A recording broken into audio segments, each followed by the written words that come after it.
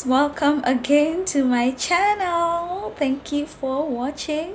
If you have not, please follow, please like, please subscribe, and share these videos with your friends and family.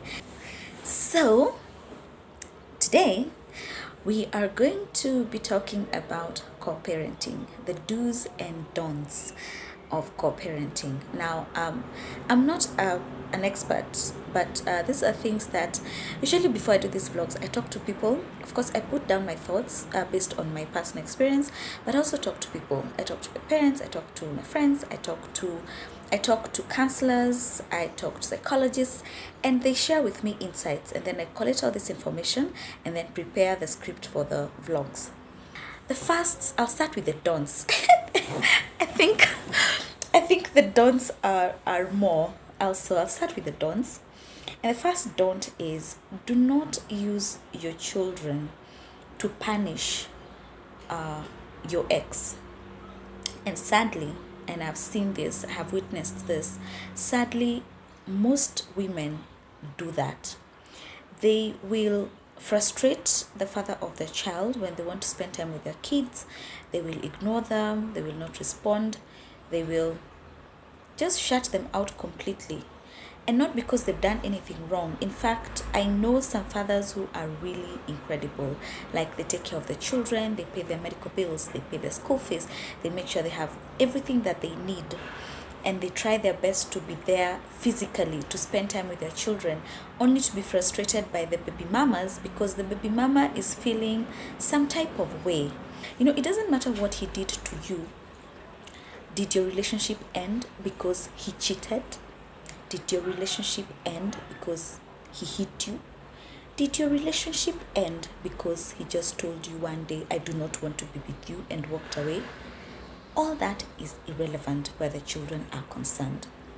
As a woman, you need to find a way to put those feelings and anger and frustration aside.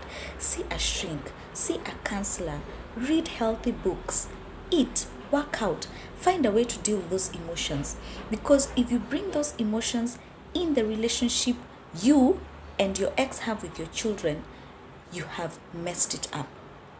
That is one don't. Do not use your children to punish your ex. It is foolish, and at the end of the day, what you have done, you've denied your children an opportunity to have a relationship with their father, and that relationship would have and could very well impact them into becoming better people as they grow up.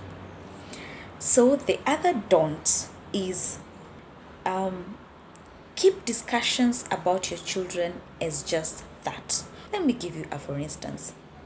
So your ex, you have agreed on, you're talking about, say, holiday engagement, and you want your child to go, say, to Bible vocation school, and your ex wants the child to attend some specific camp or something that he feels is good for the child's development. And so you start bringing in things that have nothing to do with that current situation.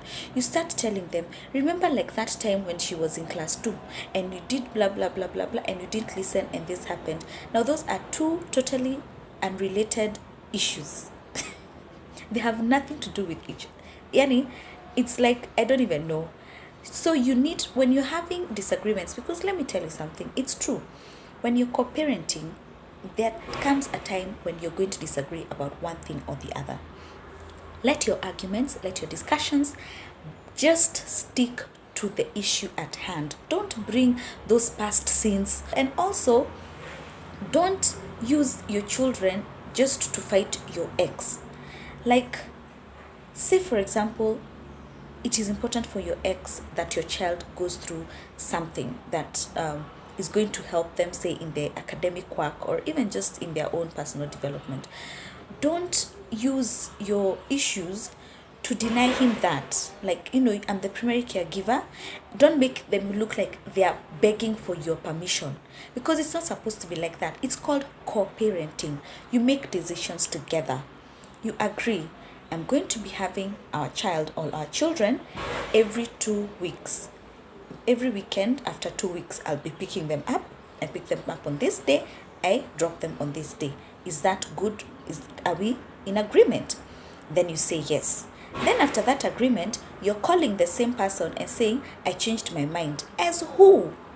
It's co-parenting. Just because you're the primary caregiver, you do not have a right to do that.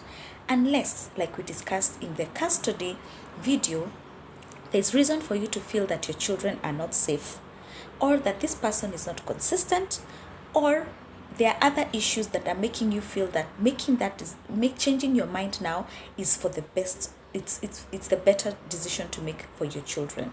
Remember, it is about the children. Co-parenting is not co-dating. It is co-parenting, and it should be purely about your children.